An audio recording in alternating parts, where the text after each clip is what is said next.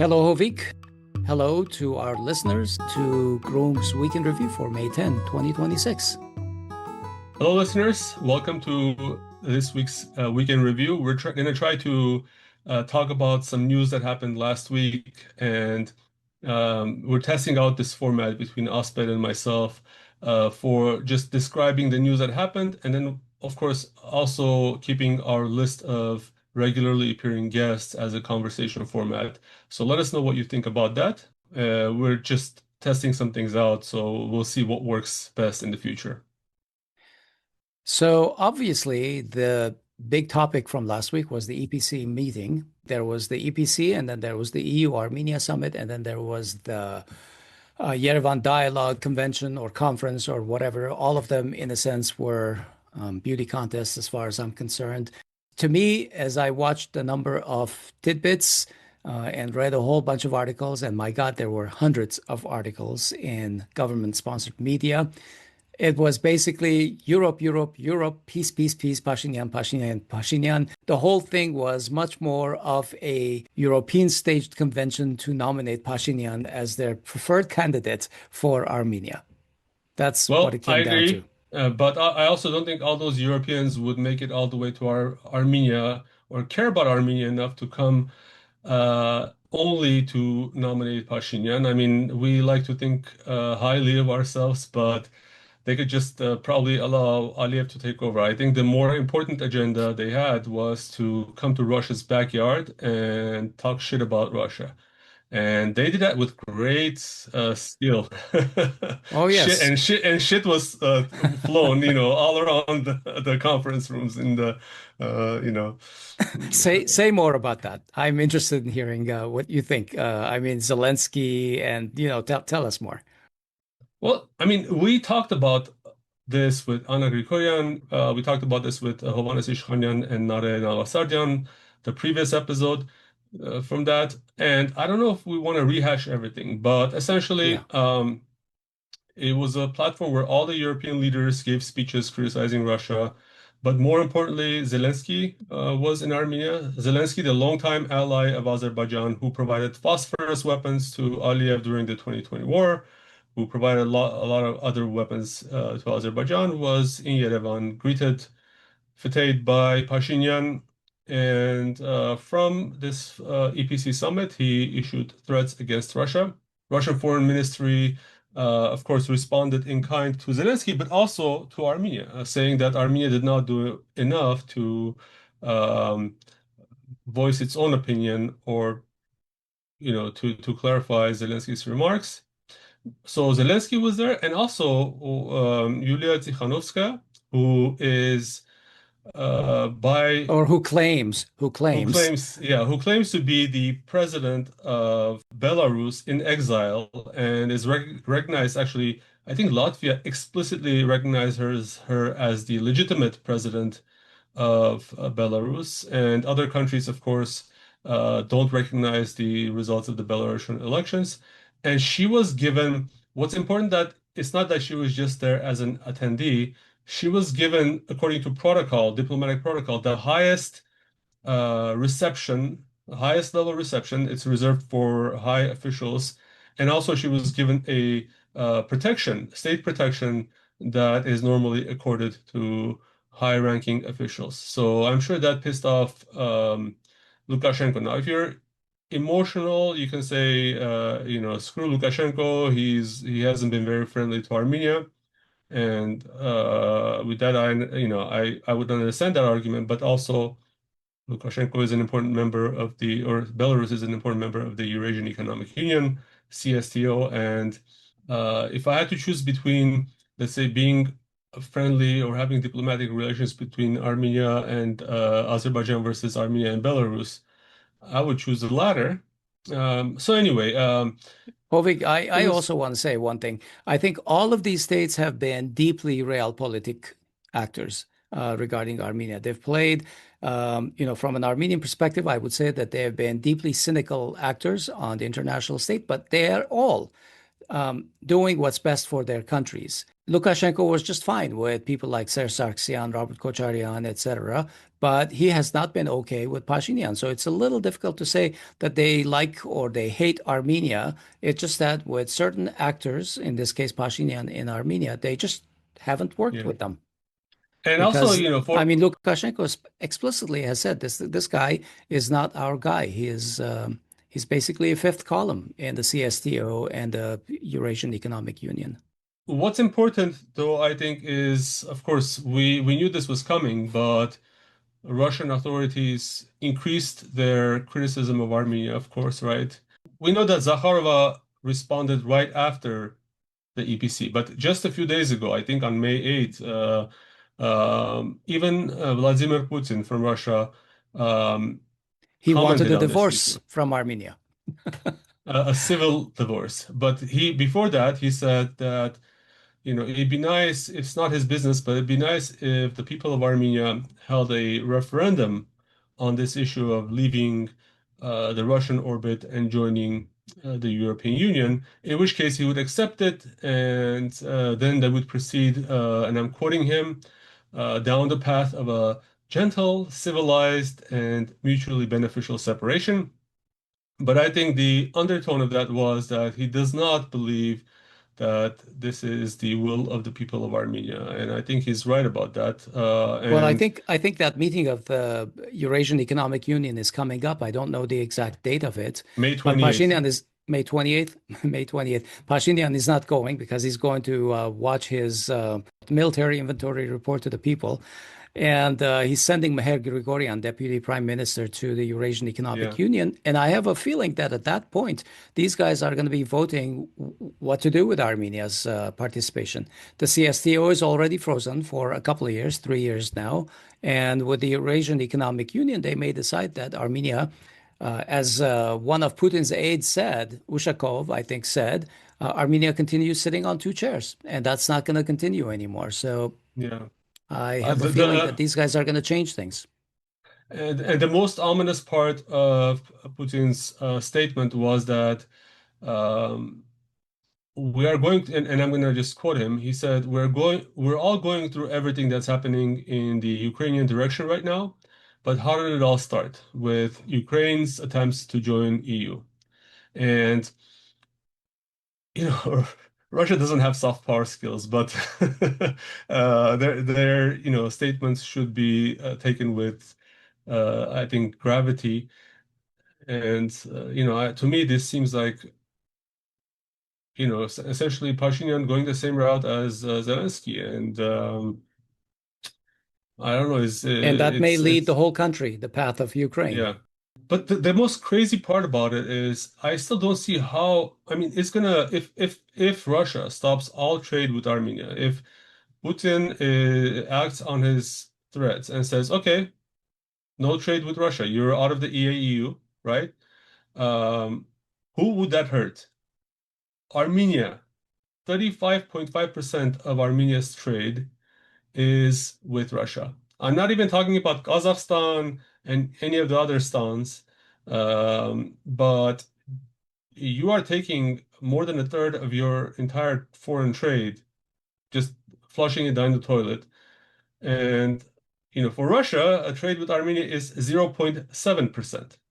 I have So a I'll let, feeling that much of this hoopla that's being made about trade with Azerbaijan, some of these trains that are coming through Azerbaijan to Armenia, in the name of diversifying Armenia's economy. Well, I believe that Pashinyan thinks that he is resilient enough to survive such an event as the Eurasian Economic Union freezing trade with Armenia. But the reality is that the stuff that's coming through Azerbaijan is actually Russian stuff, Kazakh stuff. There's very little Azerbaijani stuff coming to Armenia. I mean, under $1,000 of stuff that's gone out of Armenia to other countries, $1,000, okay, from a whole country. So I'm it's quite embarrassing. concerned that in the name of diversification, which is basically code word of doing trade not with Russia, they think that they've made the country resilient to an embargo or a blockade like this.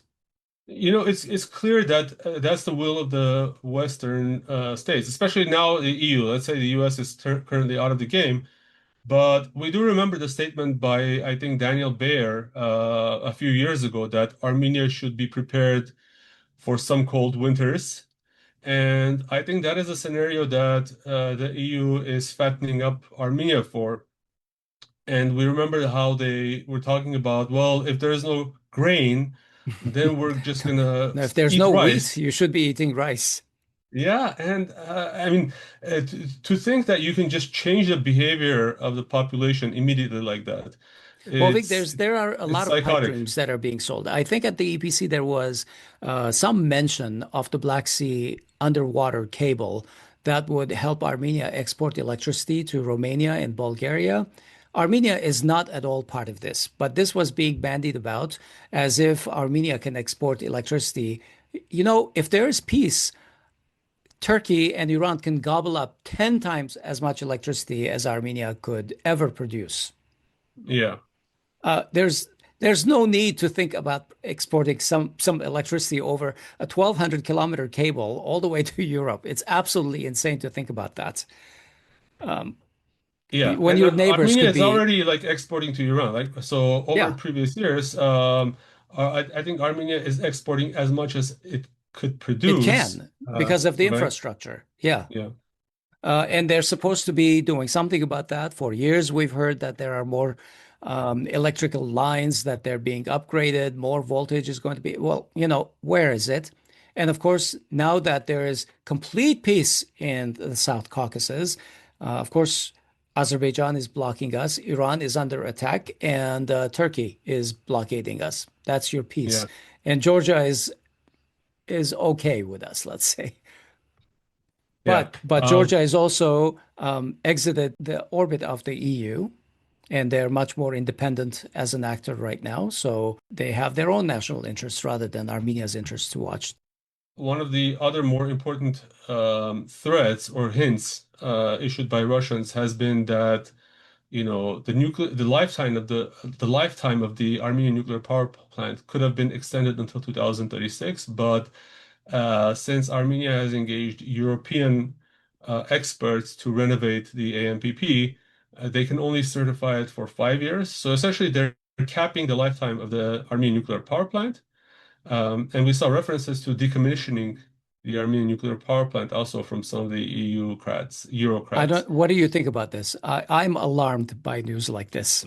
I mean, it's horrific. I mean, I don't know which one to begin with saying. I mean, the during the dark and cold years of the 1990s, the Armenian nuclear power plant provided the necessary energy for Armenia to stand up on its feet. It was restarted in 1996, and it provides a strong energy independence, which is a critical component, I think, of um, sovereignty of states. If you're able to produce enough energy for your needs, especially in an environment like where like there's this AI race going on, where people actually states are racing to improve their capacity on AI. We're voluntarily giving up any extra like power that we can produce for what? I don't know.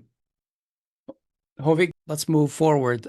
There was an EU-Armenia declaration that was made, 44-point declaration. Every time I see 44 something, I think about the 44-day war.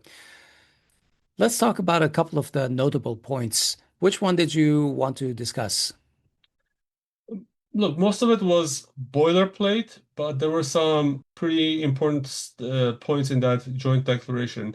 The glaring, I mean, ridicule-inviting statement was point number one, which spoke about democracy, fundamental freedoms, human rights, all while shutting down the opposition and condoning essentially what Pashinyan has been doing over the last 8 years and especially over the last 2 years, arresting the opposition.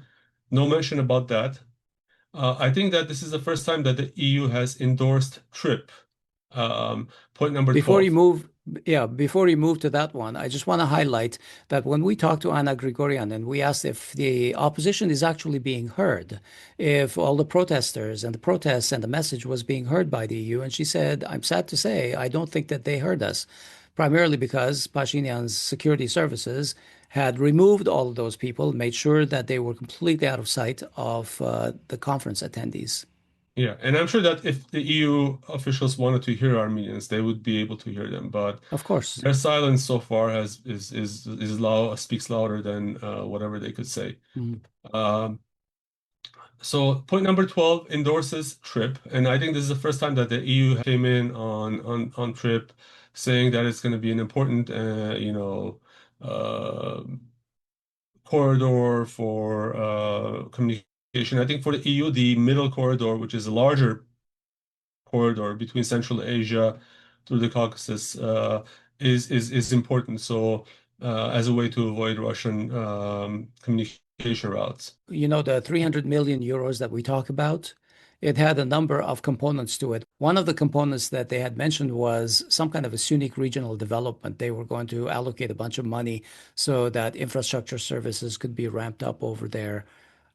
But we'll talk a little bit more about this later when I know you want to mention something about the demographics of these regions. I don't know how, like, I've seen some numbers quoted in the media that, essentially the entire Syunik region, there's this strong immigration out of Syunik, and Yeah. I wouldn't blame And them. and But yeah, every region, but we'll talk about the specific numbers a little bit later. yeah. And of course, point number 18 from that 44-point statement talked about the decommissioning of the nuclear power plant. Again, um, I mean, that's without having another option, without having a new power plant, decommissioning the old one is suicide. Um, what's not there in this report is also important. Even though point number 23 talked about the liberalization of visas, there was nothing earth-shattering about that. They said, they welcome progress, the timeline, and blah, blah, blah, but the end No result was timeline. no timeline, right? But Hovik, I'll play the devil's advocate. I'm not a highest Nancy, and I don't know how important it is. But how important is it? This visa liberalization, it's like it's the panacea. We're going to be Europeans if we have a Schengen visa. Is that true? Are we going to have 2 million Armenians visiting Europe every year? Or what is the problem that this is solving? Or is it just PR? And I Unfortunately, mean due to ask to that question honestly. I'm not saying it's not important. I just have no idea what the importance of a Schengen visa really is.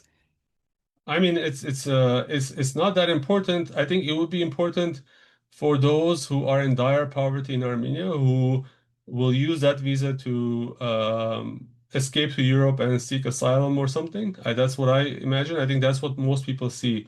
It's going to be a tourist visa for a month, I think, in the be at the best. But um, With something like 25% poverty, how many Armenians are going to be tourists in Europe? exactly.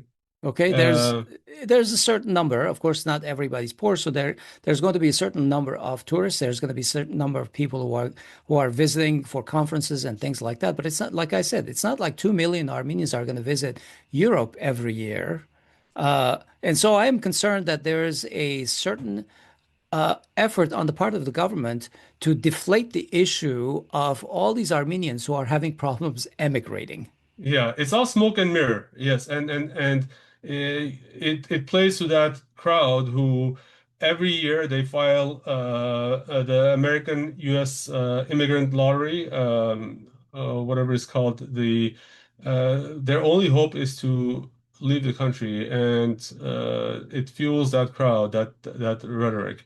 So I think that anyone who, I mean, if I was middle class. I would maybe enjoy a less rigorous, process for getting a visa to go to vacation in Europe. But Armenia has almost no middle class. I mean, okay, Armenia's middle class has not improved. In fact, the poor have remained the same. Um, There's a So less than 2% improvement in the last 8 years in the poverty rates. yeah, yeah. But yeah, I mean, for those in high and middle classes, you would maybe they would think this is a good thing, but it's not like a sort of, you're comparing this to the loss of your homeland. And anyway, enough said. And lastly, I think the last point I want to talk about is that anti-Russian statements also made their way into this 44-point declaration, specifically point number 8, which talked about Ukraine. But it was interesting. I think this is called a firewall, where they talk about blah blah blah Ukraine seeking peace and sovereignty and territorial integrity of Ukraine, and then as a separate additional statement says the EU reiterated its call that it's Russian aggression, and but it was clarified that it was the EU reiterating its position. So apparently to shield Armenia, but nevertheless, it was a anti-Russian statement that was born in Yerevan. I want to And mention one of the points that Zakharova made was that Pashinyan had broken a personal promise to Putin not to let Armenia become a platform for anti-Russian activities, essentially, yeah, by allowing all those statements and by allowing Zelensky, an enemy of Russia today, if not an enemy of Armenia, to come and make statements that, Ukrainian drones are going to be hovering over the Victory Day parade in Moscow. This is about May 9. I can see why Putin was not very happy about that. there was a period when early in the 20th century, there was this Transcaucasian theme, right, where it was the three republics, Georgia, Armenia, and Armenia, Azerbaijan. Azerbaijan. And I honestly feel that this is a remaking by Europe and Turkey of that organization. And how far-fetched is it to believe that maybe in 2 years, I even I can't believe I'm saying this, but in 2 years, Armenian and Azerbaijani soldiers are going to be fighting against Russia side by side. I mean, how far-fetched is that? I don't want to speculate. Well, yeah, I think it's much closer than before. Hmm. Um, I what think, else do yeah, you want to talk that's about? well, let's just mention that on May 8th, the official campaign season began for the June 7 parliamentary elections, and the various parties went to their selected locations and launched their campaigns. I don't remember all of them. I know that Hayastan Dashing started in Echmiadzin. We talked to Anna Grigorian a few days ago, and she mentioned why that they had started there. I know the Wings of Unity people started, I think it was Oshavank. I've seen a number of videos. It seems to me that Pashinyan started his campaign on the metro stations, and he's been roundly rejected. People have been refusing his lapel pins and have been telling him that what kind of country is he selling? Some kind of peace with a reduced nation. So it really seems to me like I don't want to seem optimistic, but people are not happy with the ruling party and the results. And I can go on and on about this, but I'm going to let you have your say, Hovik. What are you seeing with these campaigns launching? Well, actually, Pashinyan started his campaign in Syunik, and on the very first day, he basically set the tone for his campaign. I mean, we've heard everything from Pashinyan, so for some, it's not surprising. But I think he went beyond and above what he has done, what he has said before. He said that essentially Artsakh was never ours. He said that we have never built anything there over the last 30 years, no schools, no kindergartens. He said we did not lose Artsakh, but in the process, we found Armenia. And of course, he did not use the word Artsakh, he used Karabakh. Um, I mean, I think that's a falsification in so many ways and so blatant that it offends the dignity of any Armenian that listens to that because just a few Who years needs ago, enemies with a government like that? Sorry to say, yeah, it's but an occupational that's regime. It's an occupational regime, and that is uh, straightforward what basically Aliyev says. This could have been written in Aliyev's palace and sent to him, but emailed to him. yeah, yeah, and just to remind people, in 2021, he was campaigning for the deoccupation of Artsakh. In 2019, he was saying Artsakh is Armenia and that's it. So we went from Artsakh is Armenia to we never had Artsakh, and um, Can I mention two things here that always stick in my mind? On that point, Artsakh is Armenia. That was one of his campaign promises. That was one of the platform core platform tenets. That's a fail. That's a complete failure. The other thing that he was campaigning on all the way back from 2018 was corruption. He was going to fight corruption and everything. I can say today, after 8 years, not one of the big people that he's been slamming Kocharyan with his $4 billion, Samvel Garabedian, other people, not a single one of them has been arrested because he hasn't found any kind of evidence, including all of the people that he's put on in the courts. He hasn't found the kind of evidence that can put these people behind bars. So that's a fail. So I'm not sure entirely how we can believe anything that he's selling yeah. today during his campaign. All of these things have been a failure, and I would be surprised. I am shocked that people would actually vote for this stuff. Yeah, he opened bullshit criminal cases against Kocharyan, but none of those major people had there has there been a judgment, a guilty verdict against any of them. Um, Any of them, including all of them being his enemies in the yeah, campaigns right now. but I have to say, like, I think that the issue of Artsakh never been Armenian is pretty, I think, important to capitalize on, and I hope the opposition is doing that because. To me, to anyone who has been in Artsakh, to me it was an idyllic land, and um, you see multiple elements of statehood there. They had their own government, legislature, executive body. They had an army, and they were living their lives. And if you look at how the citizens of Artsakh were treating their cities, Stepanakert was completely clean.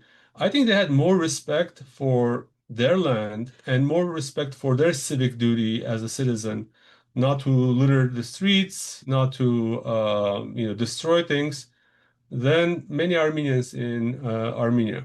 And which is why I'm saying this is like, how can a voter listen to this bullshit and then go and vote?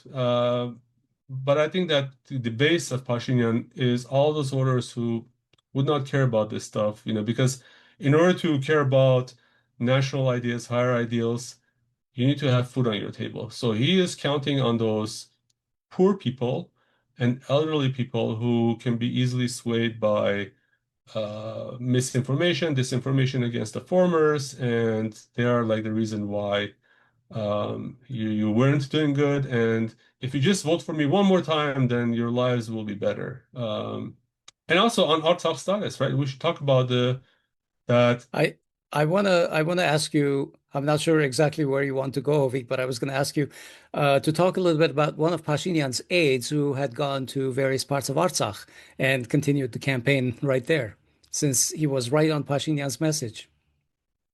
Didn't Aliyev go all around Artsakh in the past he week? did. He did, but I think he's Aliyev's not aide. He's not Pashinyan's aide, but boss. But before we talk about what Aliyev did, I want to be clear. Artsakh was an Armenian land. The issue, the status of Artsakh it was left open during all negotiations, and effectively, de facto, it was an Armenian land, and uh, de jure, the international community recognized that this is an issue of negotiations, and the status of the issue of self-determination of the people of Artsakh must be respected. So, this is a complete falsehood from Pashinyan. Um, Now, yeah, Aliyev and Pashinyan are playing tag team, right? Um, Absolutely. so Aliyev loves visiting the captured territories, the occupied territories, and he went to occupied territories again to say two important things. He said, I think the first thing was uh, Azerbaijanis haven't done anything wrong, and for him, it's incomprehensible why Armenians hate, quote unquote, Azerbaijanis. And he said that this needs to be examined by psychologists, psychiatrists, and other experts. And then, and this was the, I think, Our shows are not long enough to give all the reasons for it.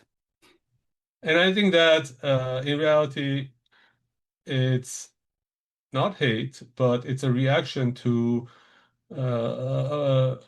decades of policy of genocide and ethnic cleansing, which led to the assertion of Armenia's rights to self-determination. So while were fighting for their right of self-determination for all the reasons I mentioned, um, Armenians did not behead people. Armenians did not proclaim Ramil Safarov, who uh, the axe murderer, who basically axed an Armenian in his sleep at a NATO Partnership for Peace conference, and then gave him a status of a hero. He is now and raised, essentially he He was given bribed a promotion.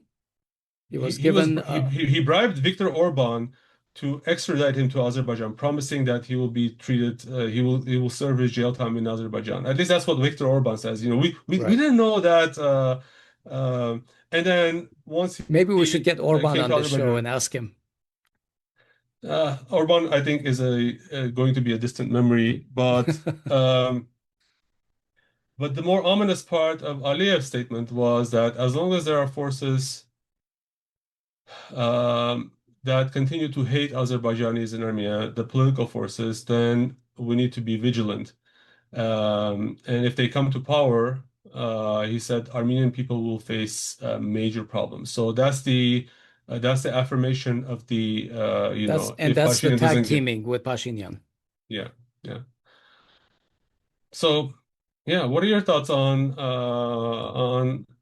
should we get ex our heads examined by psychologists or I I am trying very hard not to get into this part of the conversation because I can get really upset very quickly. I think this is rhetoric on the part of Aliyev, and like you said, tag teaming with Pashinyan. Basically, Pashinyan says, "If I'm not elected, there will be war," and Aliyev says, "If Armenians do," and he takes a bunch of things from the opposition agenda and says, "If those things happen, Armenians will be in trouble." Just read between the lines what's going on here. yeah. So what else should we talk about? I think that maybe we should talk about, given our time, I don't know if we can go into detail for each party's campaign. But I do want to actually stick on the Pashinyan topic. He continued his bluster, and just yesterday, I think he threatened Gagik Tsarukyan's son, saying that I Oof, will that was drag him. egregious. Yeah, right. That, He called yeah, him, that was and I crazy. apologize for these words, but he said, "I'm going to bring your logot," which means, I don't know, like Your bastard or son of a whatever. bitch. Yeah. I'm going to bring him from Belarus and drag him on his knees. That was a threat made to Tsarukyan. He said, "Your tongue has grown, and I'm gonna, basically cut it short." Like honestly, I don't know if that brings more voters for him, but I think that he has basically locked in his base, and Well, his base, Zarugan has a lot of people who like him in the regions. And I think yes, I, he's I think very Pashinyan burned some bridges there. And why? Zarugan basically had said he will. There's absolutely no chance of him making any kind of a coalition with Pashinyan. Basically, that's what he had said, and this is what Pashinyan is saying. What yeah. Zarugan had said was somewhat of a political statement. What Pashinyan is saying is a very inflammatory personal attack, and I don't think Zarugan will live that down. And I think that the people that support him are not going to live it down. Yeah, yeah. Of course, this goes all over the heads of the Europeans who think that Armenia is a democracy. But with threats like that, with threats of violence, and just language like that, I don't see how a democracy can function. The other thing I want to mention, this ends up being all about Pashinyan, which is maybe that's the point. But there was also this case when he was in Syunik, and this contract soldier approached Oh, him, right? Do you remember? He well, I haven't seen the video, but I've read about this. Yeah, the contract soldier said, "Look, I just want to appeal to you to raise our salaries. They're too low." And he blew his gasket.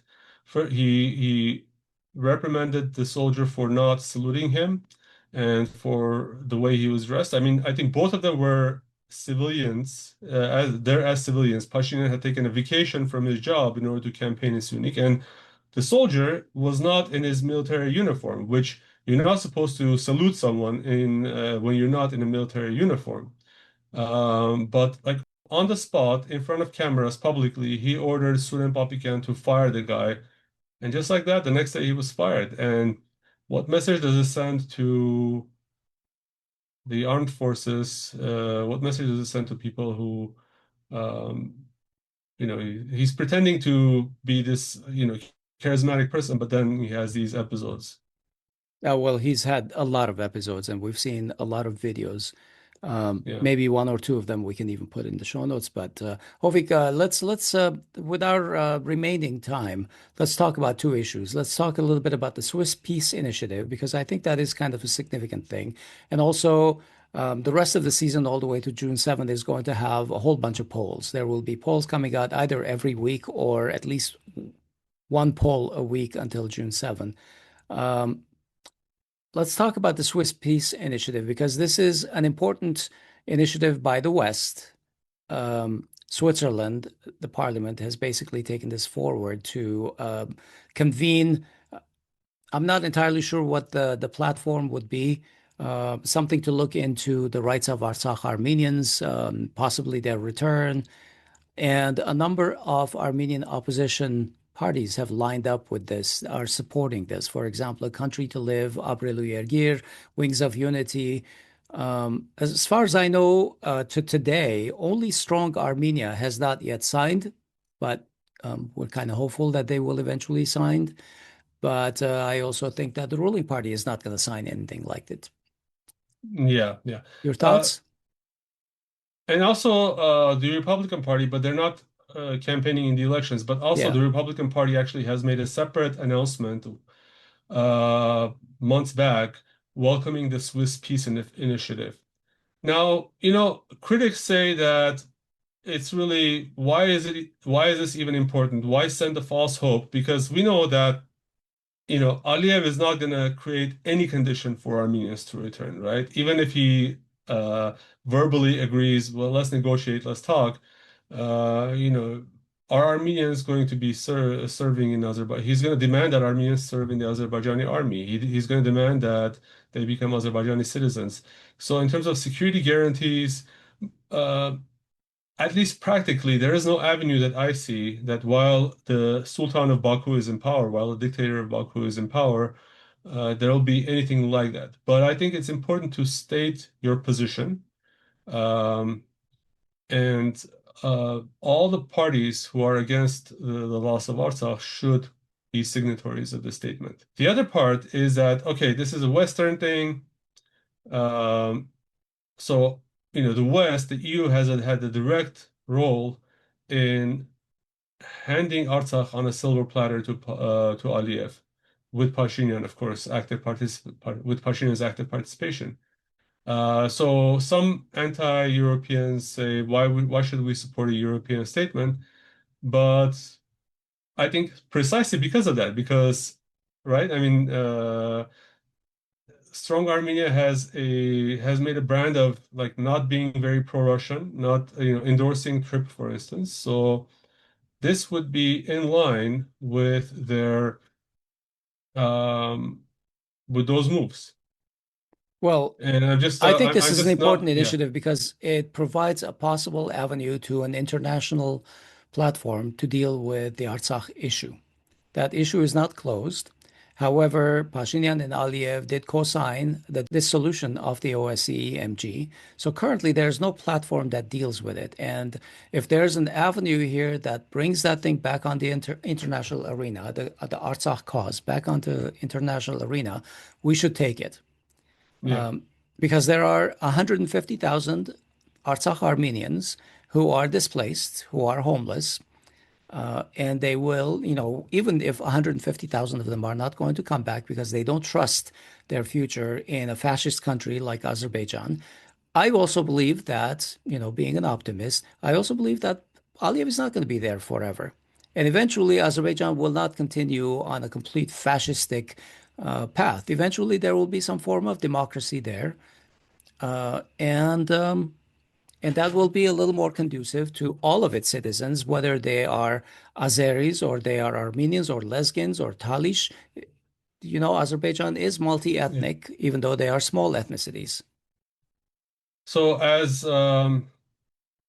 as unlikely as I see that happening in our lifetimes, I think that the chief benefit from this is keeping the issue alive in the international arena, giving Right. hope for the people of Artsakh is not false hope, but even things like property rights, even things like, let's have a security, an escorted trip for some Armenians to visit the graves of their loved ones in Artsakh.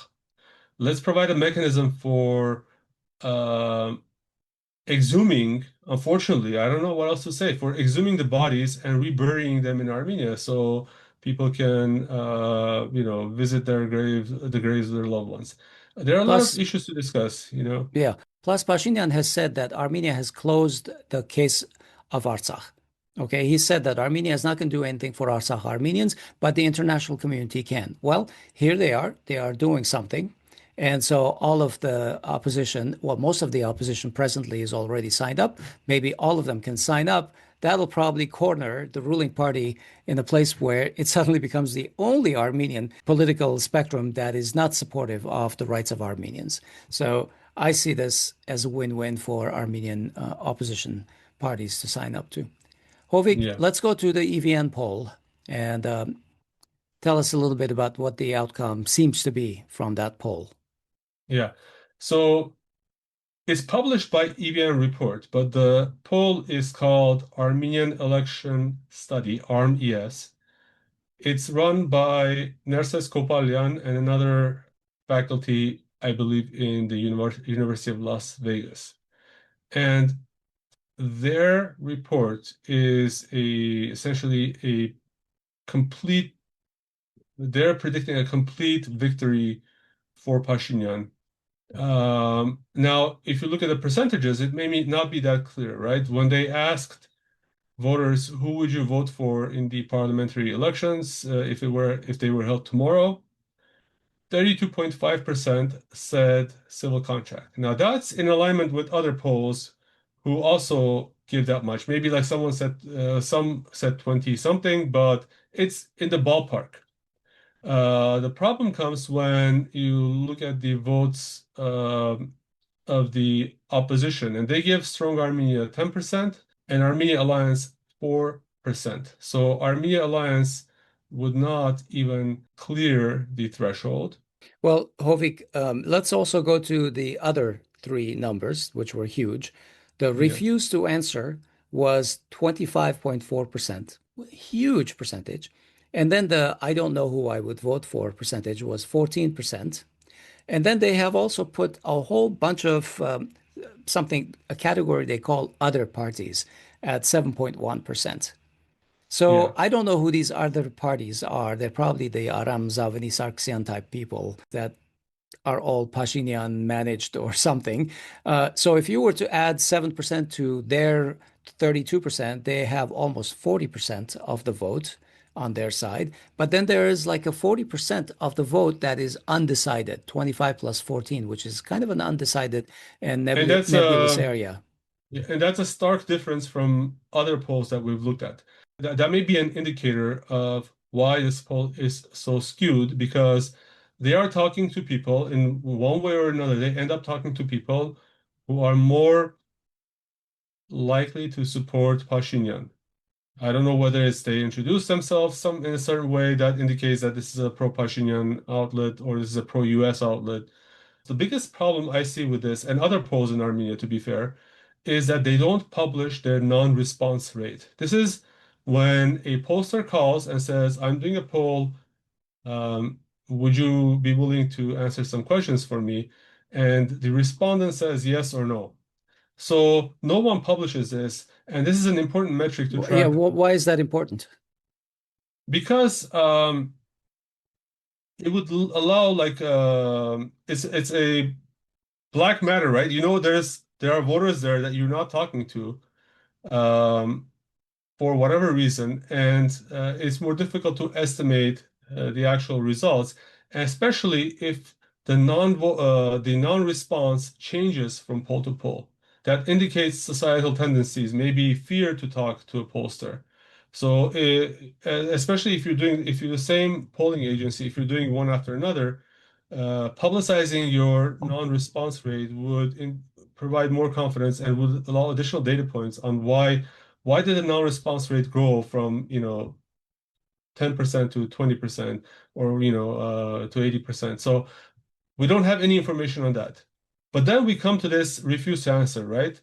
25.4% on this poll refused to answer versus I'm going to look at the MPG poll, which was 8.3%. So they had a threefold increase in the people who would not tell them who they're going to vote for. In addition to that, they're like, I don't know, they had 14% and 8% in the MPG poll said that, I have difficulty responding. And I think this is an indicator of, there's one clue of skew in their data set.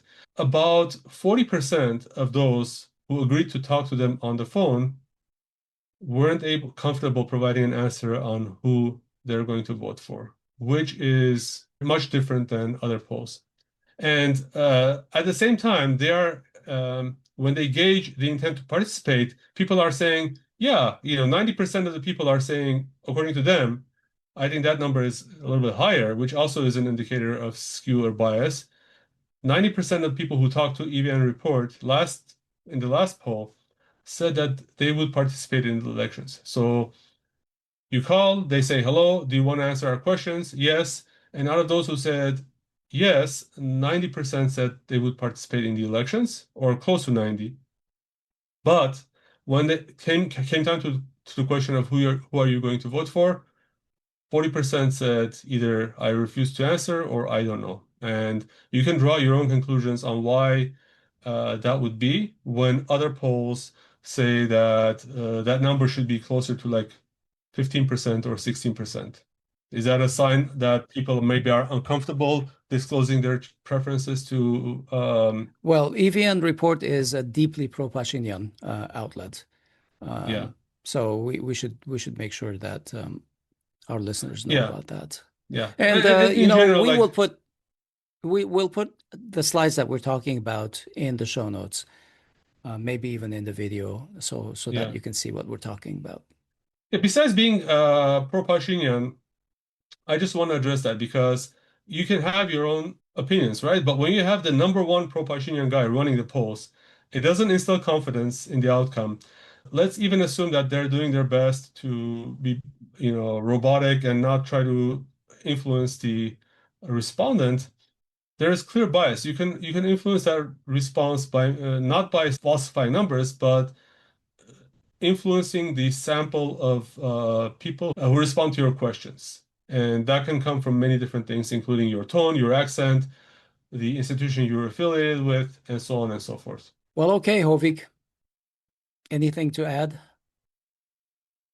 Well, if you're still listening to us, good. And if you have not fallen asleep, some people say they like listening to our podcast and sleeping. I don't know if I can take that as a compliment or criticism, but whatever. Thank you There's for probably better listening, ways everyone. to go to sleep.